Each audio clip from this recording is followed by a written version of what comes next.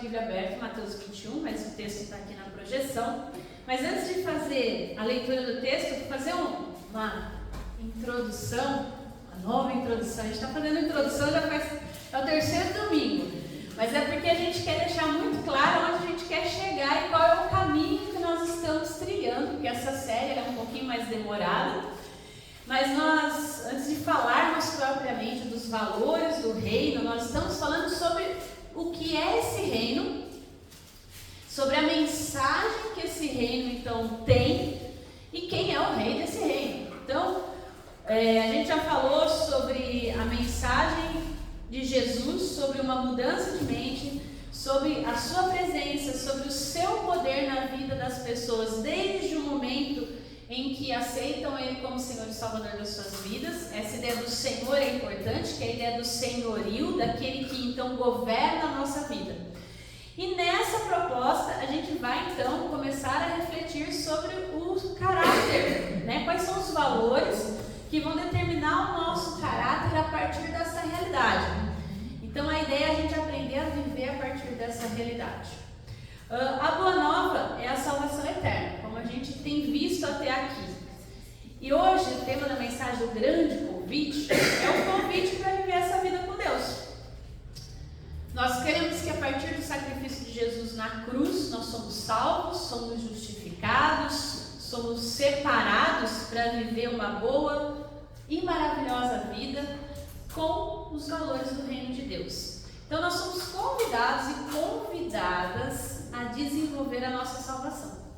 Nós somos salvos, agora a gente vai desenvolver aquilo que a gente recebeu e para isso a gente precisa ter disposição em trabalhar a nossa mente, o nosso coração, as nossas vontades, para ser o tipo de pessoa que Deus quer que eu seja.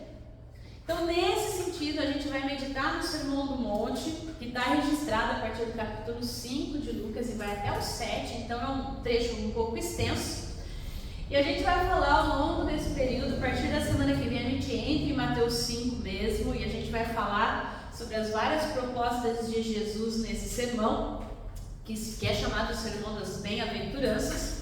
A gente vai falar sobre ira, sobre lascívia, sobre mentira, sobre vanglória, sobre inquietação, ansiedade, por aí vai. São vários temas, né? Então, reserva aí esses domingos, ou então a gente grava, durante a semana eu sempre disponibilizo a mensagem, né? Porque uma coisa vai estar interligada à outra. Então, se você perdeu, depois tenta resgatar para ouvir, para não ficar perdido aí no meio da história, né?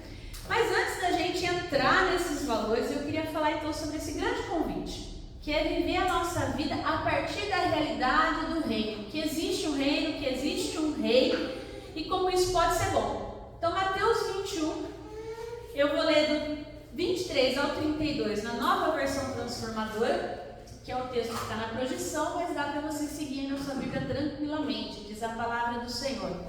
Jesus respondeu: eu lhes digo a verdade, se vocês tiverem fé e não duvidarem, poderão fazer o mesmo que fiz com essa figueira, e muito mais. Poderão até dizer a esse monte: levanta-se, atira-se no mar, e isso acontecerá. Se crerem, receberão qualquer coisa que pedirem em oração. Quando Jesus voltou ao templo e começou a ensinar, os principais sacerdotes e líderes do povo vieram até ele e perguntaram: com que autoridade você faz essas coisas? Quem lhe deu esse direito? Jesus respondeu: eu lhes direi com que autoridade eu faço essas coisas se vocês responderem a uma pergunta. A autoridade de João para batizar vinha do céu ou era apenas humana? Eles discutiam a questão entre si.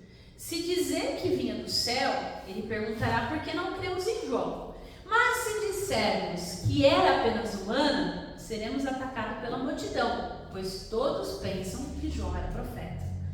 Por fim responderam a Jesus: não sabemos. E Jesus replicou: então eu também não direi com que autoridade faço essas coisas. O que acham disso? Um homem que tinha 2 filhos disse ao mais velho: filho, vá trabalhar no vinhedo hoje. O filho respondeu: não vou. Mas depois mudou de ideia e foi. Então o pai disse ao outro filho: vá você. E ele respondeu: sim, senhor, eu vou. Mas não foi. Qual dos dois obedeceu ao Pai? Eles responderam: o primeiro. Então Jesus explicou: eu lhes digo a verdade, cobradores de impostos e prostitutas entrarão no reino de Deus antes de vocês. Pois João veio e mostrou o caminho da justiça, mas vocês não creram nele. E enquanto cobradores de impostos e prostitutas creram. E mesmo depois de verem isso, vocês se recusaram a mudar de ideia e crer nele. Vamos orar mais uma vez? Pai, que o Senhor dê clareza de entendimento, que o Senhor me use como instrumento da Tua Palavra, que o Teu Espírito, Senhor, grace no nosso meio, para que a gente possa absorver a riqueza da Tua Palavra nessa hora. Nós oramos a Ti agradecidos, clamando: Maranata. Amém. Eu não sei se você percebeu, mas o que eu tenho reforçado ao longo desses domingos é que o principal tema do ensino de Jesus é o reino de Deus. Mateus deixa isso muito claro no seu evangelho. Quando Jesus entra em cena e é tido então como Messias, qual era a expectativa do povo? Que ele restaurasse o reino de Israel. Os fariseus, eles protestavam assim intensamente, eles criticavam Jesus também duramente quando ele responde simplesmente: em verdade vos digo que publicanos e meretrizes vos precedem no reino de Deus. Você já se perguntou por quê? Por que parece ser tão escandaloso isso? E aqui eu queria pensar com você. Porque havia 5 disposições já estabelecidas a respeito de quem estava destinado a entrar nesse reino, na época de Jesus. Existiam 5 critérios que a gente pode facilmente perceber que Jesus estava ensinando e o quão isso era espantoso para os fariseus e chocantes diante do que Jesus dizia. E aqui eu queria pensar com você quais eram essas 5 narrativas predominantes, os 5 requisitos para o reino de Deus na época de Jesus. Primeiro, a narrativa dominante dos líderes judeus da época de Jesus era que Deus havia escolhido para si a nação de Israel e que os gentios, quem não era judeu, nunca seriam convidados a participar do reino. Somente os que fossem judeus de nascimento teriam permissão de interagir com Deus. Segundo, somente os homens receberiam o reino, não as mulheres. No tempo de Jesus, as mulheres eram consideradas pessoas de segunda classe, ou pior, meras propriedades dos homens. Alguns rabinos chegavam a dizer que as mulheres também não tinham nem alma, então não tinha que se preocupar com isso. Coisa que o gentil também achava, tá? Se você for ler lá as obras clássicas de filosofia, não é diferente, tá? Vai ler Platão, a República, ele vai falar a mesma coisa. Terceiro, os verdadeiros recebedores do reino seriam aqueles que guardassem a lei, revelada lá no Pentateuco. Então, os santos, que eram as pessoas então separadas, que eram aqueles que seguiam essa lei. A lei que dizia respeito a alimentos e rituais de purificação. Somente essas pessoas eram chamadas de puras, tá? Então o reino jamais seria acessível a alguém que não comesse um alimento kosher, por exemplo, né? Que segue todas essas regras, os alimentos, as leis de alimentação. Quando você estuda lá e quando você lê Deuteronômio, Levítico, que fala de todas aquelas regras, era tudo isso que tinha que ser observado. E não observasse o sábado também, muito menos alguém que fosse conhecido como pecador, porque quem era pecador não seguia a lei, né? Diga-se de passagem. E muito menos as regras da lei, como as prostitutas, adúlteros, coletores de impostos.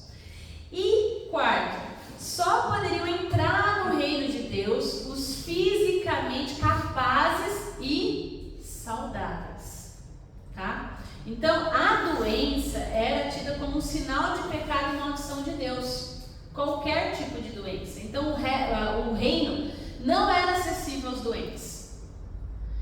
Do cego, manco, nenhuma dessas pessoas não poderia nem entrar no templo. Tá? Então essa era a regra até então.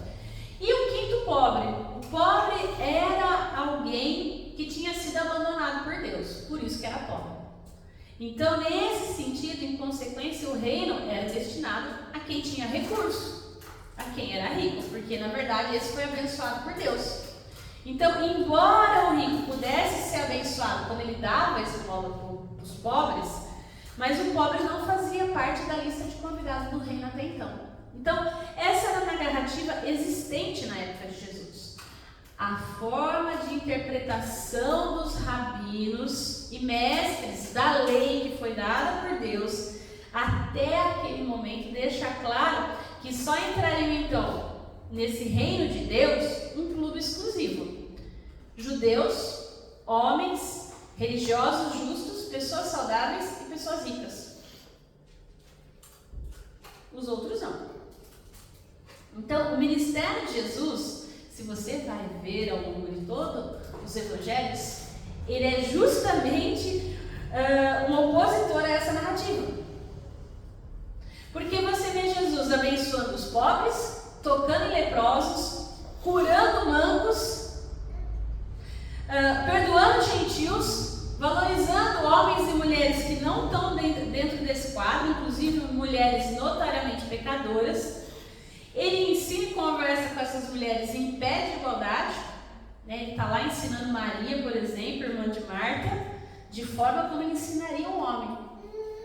Então, os líderes religiosos, eles ficavam chocados com isso. Isso era, assim, assustador para eles.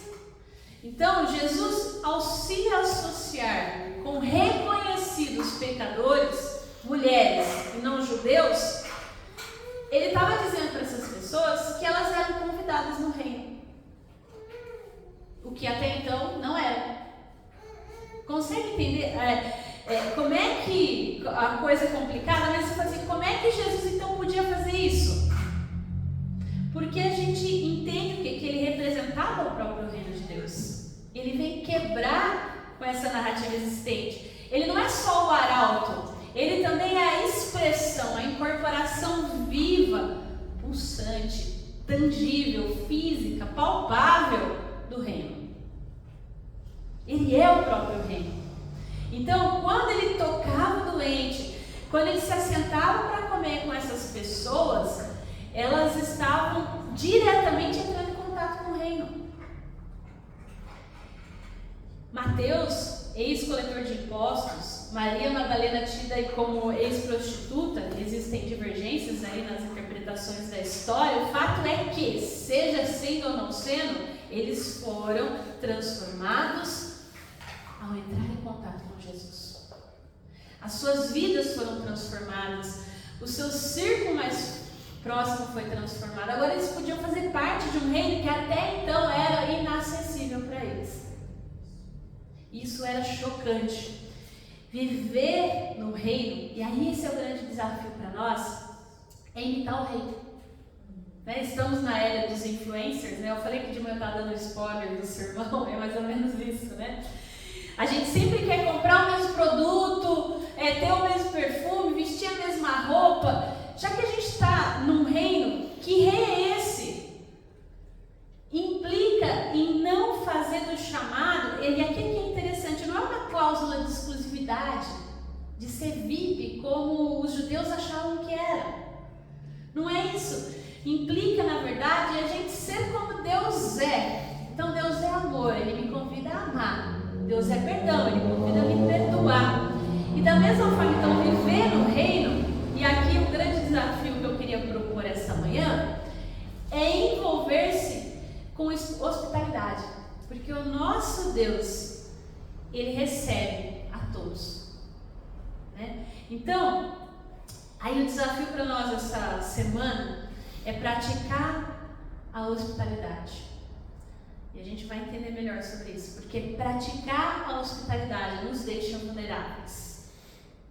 E aqui que a coisa parece que entra em erupção na nossa cabeça, porque a gente evita um pouco de praticar, porque deixa a gente desconfortável. Porque quando a gente passa algum tempo com pessoas conhecidas, que gostam da gente, que a gente sabe que gosta, a gente se sente relativamente seguro. Se a gente for franco, se a gente oferecer a nossa casa, o nosso carro, a nossa vida para essas pessoas, o nosso tempo, até um certo ponto, ok. Mas a hospitalidade é muito mais do que isso. Não é só oferecer um pouquinho, mas é viver a vida de tal forma como Deus vive, convidando pessoas a viver a nossa vida. Quando a gente abre a nossa vida para uma hospitalidade sincera, nós nos tornamos vulneráveis por alguns motivos. E aqui eu queria te desafiar. Por quê? Porque a gente tem que abrir mão do nosso controle. A gente tem muita dificuldade com o controle. Por quê? Porque ser hospitaleiro é desconfortável. A gente abre mão do nosso espaço, do nosso conforto, do nosso tempo, e isso causa medo, causa temor. Só que a hospitalidade é algo que a gente vai melhorando com o tempo. Calma, que eu sei que você está me olhando desconfiado. E eu gostaria de desafiar você a colocar em prática na nossa vida, porque quando a gente recebe um convite para fazer parte desse reino, e a gente é tão bem recebido, de forma que a gente não espera, nós passamos a expressar a alegria de ser parte desse reino, de ter recebido graça, amor, misericórdia, bondade, também da mesma forma como a gente foi convidado. Então, vou pensar em coisas simples da sua vida, tá? Coisas simples e sinceras. Um convite para tomar um café, para almoçar, para jantar com alguém, dar uma carona, falar de Jesus, dar um testemunho da vida, compartilhar a vida. A gente esquece que o reino de Deus também é vida na vida. Se Jesus era o próprio reino encarnado e convivia com essas pessoas compartilhando a vida, a hospitalidade é isso, é compartilhar a vida. É fazer evangelismo pessoal, é uma coisa que nos nossos tempos a gente aprende, e que não estou desmerecendo. É muito mais fácil eu entregar um panfleto e falar Jesus te ama, mas é muito mais difícil eu abrir minha vida para a pessoa sentar comigo, ver como eu vivo, como eu resolvo meus perrengues, como eu resolvo meus problemas com meus filhos, com meu irmão, com meu colega de trabalho. Você viu como perigo? É perigoso, porque a pessoa vai ver que eu não sou uma pessoa 100% legal o tempo inteiro, que eu tenho as minhas dificuldades. E como eu resolvo as minhas dificuldades? Então, são pequenas coisas, por isso que eu falei, o desafio para nós é pequeno, tá? Demonstrar que a gente se importa, né? Com as pessoas da nossa família, com os colegas de trabalho, são atos pequenos. Uma mensagem, estou orando por você. Às vezes a gente pensa na pessoa, a gente ora, mas a gente não verbaliza. Lembrei de você hoje, estou orando por você. É um cafezinho, levar um cafezinho pro colega do lado. Porque tem gente que se leva um cafezinho e já fala, o que será que quer? Por quê? Porque a gente vive num mundo de interesse. E às vezes é tão difícil ser legal, quando alguém é legal a gente estranha. E não é ser legal, é ser hospitaleiro. É ter palavra de ânimo. E aí eu vou falar pros maridos, viu? Lavar a louça pra gente, bênção. Lava a louça pra esposa, coloca o prato na mesa. Precisa de ajuda hoje. E aí eu acho que é importante pensar, né? Talvez com o nosso vizinho. Tem um vizinho lá que está precisando.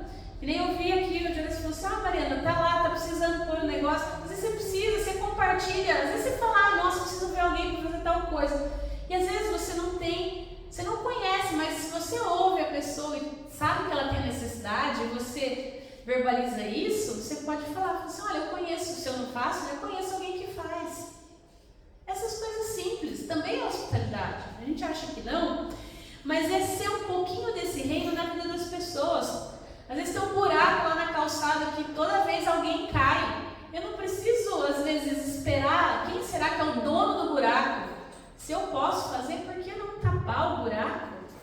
Né? Para quem gosta de cozinhar, né? Fazer um bolo, trazer na igreja pra gente.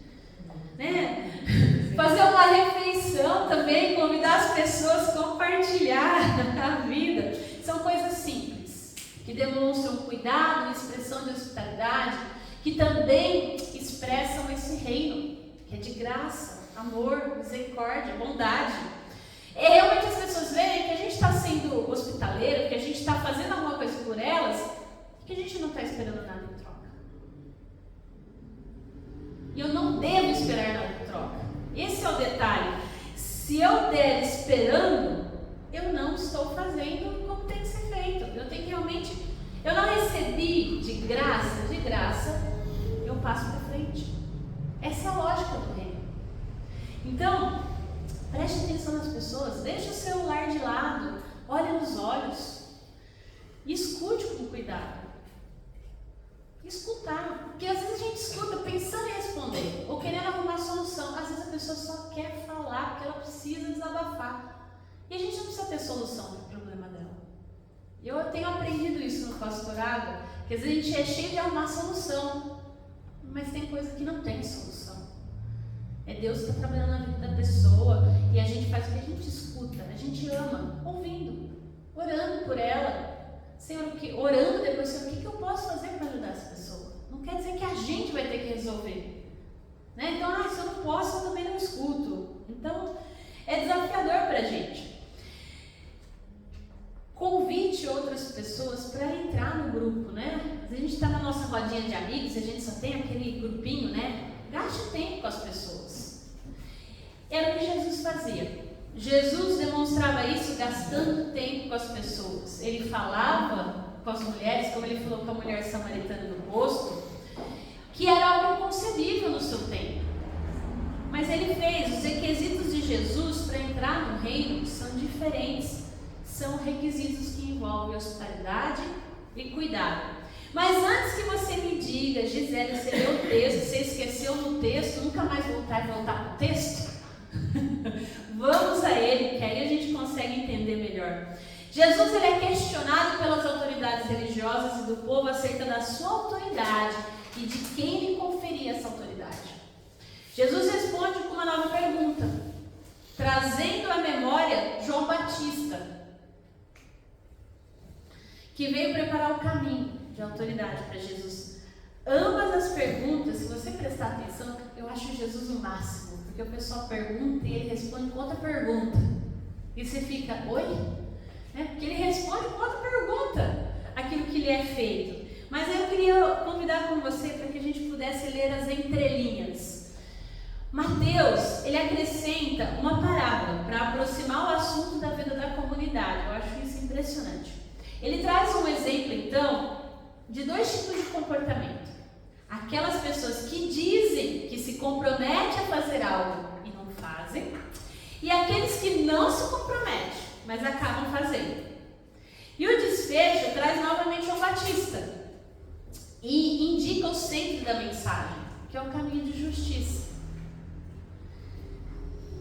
E a prática da justiça dá autoridade para questionar leis e práticas, propondo novas atitudes para nós, para que a gente possa ser hospitaleiro de verdade, porque a hospitalidade envolve a prática da justiça. E aí, eu vou deixar essa frase para a gente hoje, do James Bryan Smith: o que dá autoridade para nós, como crentes do Senhor, é a prática da justiça. É como a gente executa o Evangelho com as outras pessoas. Isso é dom de Deus. Toda autoridade vem de Deus. E é Deus que confere autoridade a nós e nos dá ela para que a gente possa usar de forma responsável para promover a justiça. Quando eu estou falando de atos de hospitalidade, que é uma palavra bonitinha, para atos de justiça. Os atos de justiça de Deus são muito superiores ao que nós merecemos, porque nós não merecemos nada, senão a morte. Então, na sequência, o que Mateus fala? Que o pai se dirige a dois filhos. O pai ele possuía uma vinha, que era a fonte do recurso da família, e ele precisava do trabalho daqueles dois naquele dia particular. Um responde de forma ríspida e diz não, mas depois ele vai, e outro fala gentilmente, sim, eu vou, fica só na promessa e não aparece. Mesmo que curta essa parábola, ela é simples. Ela traz um ensino aí do Antigo e do Novo Testamento sobre escutar a voz de Deus e fazer a sua vontade. Somente no Evangelho de Mateus a gente encontra essa parábola, tá? ela é marcada pela simplicidade. E por isso, às vezes, ela passa despercebida para a gente. Mas ela poderia ser resumida com as palavras de Tiago 1, 22, que ele diz assim: e sede cumpridores da palavra, e não somente ouvintes, enganando-vos a vós mesmos. Ela nos ensina que a pessoa que se recusa a fazer o que é pedido, mas que mais tarde muda de ideia e faz a tarefa, é melhor do que aquela que promete cuidar das suas obrigações, mas não faz. Basicamente é isso. E eu queria concluir com você, porque ele fala do João Batista e do batismo, e aqui não tem como a gente não falar de batismo, porque é através do batismo e no batismo que eu e você recebe autoridade para viver e ensinar o Evangelho, para praticar atos de justiça, para sermos hospitaleiros ou não com as pessoas. É através do batismo que a gente é convidado para divulgar as boas novas até os confins da terra. Porque viver o batismo que a gente assumiu aqui diante da comunidade é viver o reino. É lembrar a gente que viver no reino envolve arrependimento, mudança de mente, como a gente viu a semana passada. É viver em novidade de vida. E não é por acaso que ele cita João Batista. Porque João, lembra que João também pregava o quê? O arrependimento dos pecados, mudança de mente, consequentemente mudança de comportamento. Por causa do quê? Da proximidade do reino. Porque Jesus estava para chegar. Jesus é o reino. Então, para poder crer em Deus é necessário passar pela experiência do arrependimento. Dessa mudança de vida. Jesus declara então aqui que publicanos e meretrizes, que então é aquele grupo de pessoas totalmente à margem na época de Jesus, precederão os principais sacerdotes e anciãos, ou seja, as autoridades do povo no reino de Deus. Mas não por causa da sua prática, mas por causa da sua mudança, primeiro de mente e depois, consequentemente, de comportamento. Então, porque eles não se arrependeram das injustiças que cometeram e não acreditavam no anúncio da vinda. Por isso que essas autoridades, esses sacerdotes, iriam depois. Para viver em novidade de vida, são necessárias atitudes de justiça. Como eu expresso o reino de Deus onde eu estou. Eu estou dando aqui o exemplo, eu comecei da prática da hospitalidade, porque como eu expresso isso? Como eu expresso que esse reino está disponível para toda e qualquer pessoa na minha vida? Se eu não consigo ser hospitaleiro com ninguém, eu me fecho como Israel se fechou. Eu me fecho na minha exclusividade. Eu sou santo, eu sou crente, eu sou poderoso, mas eu não expresso isso na minha vida através de atos de justiça. Não basta dizer eu creio. É isso que Jesus está dizendo, porque está sempre presente na igreja, nos encontros, cantar, se lembrar. Não faz sentido se no meu cotidiano, lá na minha vida, quando eu saio daqui, a prática da minha fé me condena. Se a lei me domina, se o lucro financeiro dita as regras na minha vida, se o relacionamento com as pessoas está alicerçado apenas em interesses pessoais, o que eu vou ganhar com isso? Porque o mundo já faz isso, com práticas egoístas. No reino de Deus tem lugar para todas as pessoas. É isso que a gente precisa compreender. Todas são chamadas. É um convite. Quem vai aceitar esse convite, só Deus sabe. É Ele quem sabe, eu não sei.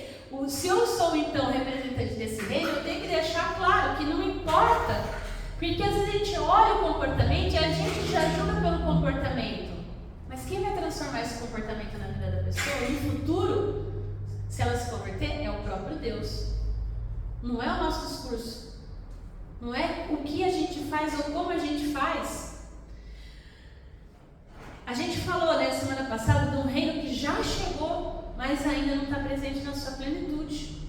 Então, nesse sentido, toda a transformação ela é feita pelo próprio Deus. A gente aguarda essa segunda vinda de Cristo. A gente aprendeu hoje na escola bíblica, Maranata, vem Senhor Jesus, que a gente olha. Quando a gente vê que as coisas estão muito desesperadoras, vem Senhor Jesus. A nossa função é pregar o reino e orar. Pregar e orar. O grande convite de Deus para nós é viver a partir da realidade do reino. Só que eu e você vivemos nesse reino. Aqueles que estão fora ainda não vivem. Eles não conhecem como é esse reino. A gente não pode viver também tentando imputar aos outros os valores do reino. E por isso que é importante a gente refletir quais são esses valores, para que a gente não caia na mesma prática que os israelitas caíram. Nesse sentido, então, toda e qualquer pessoa é possível entrar no reino. Arrependimento é mudando a maneira de pensar para que possa ter uma vida de integridade e interação com Deus. A prática da justiça nos traz poder. E o reino de Deus é poder. Lembra? Você consegue ver a conexão? Paulo falou isso, o reino de Deus é poder. Não é comida, não é bebida. Por que ele está falando isso naquela ocasião? Porque o pessoal estava restringindo as regras alimentares daquela época. Então eu vejo a pessoa fazendo diferente de mim, então ela não está no reino. Estar nesse reino é se fazer cidadão dele. É uma transformação diária, é um processo contínuo de entrega. A gente viu hoje no Apocalipse 22 que João, sendo João, tendo tocado as chagas de Jesus, se prostra diante de um anjo e adora o anjo. Ou seja, qualquer um de nós, no nosso processo aí, então de santificação, a gente pode cair, tal qual João caiu. E Deus nos alerta, adorar apenas a Deus. Então, é nessa entrega total, nesse processo, durante como a gente vai vivendo isso, que Deus vai moldando o nosso coração, consequentemente o nosso caráter. Realmente criando em nós os seres humanos que nós deveríamos ser, mas que nós não somos por causa do pecado. O pecado que fez separação entre nós e Deus. Em Cristo Jesus nós podemos agora ter acesso a Deus e podemos, então, a partir dessa nova realidade, viver as nossas vidas. Então, viver isso de forma que a gente possa ser sal para um mundo sem sabor e luz para um mundo em trevas. Que Deus nos ajude e não se esqueça, todos nós recebemos o grande convite de viver isso, de viver esse reino, de viver uma vida boa a partir dessa realidade, que nós possamos ser obedientes, mesmo que atrasados, como o filho que primeiro disse não e depois foi. Esse é o detalhe, mas sempre obedientes ao grande convite. Que Deus nos abençoe, que Deus nos ajude, amém?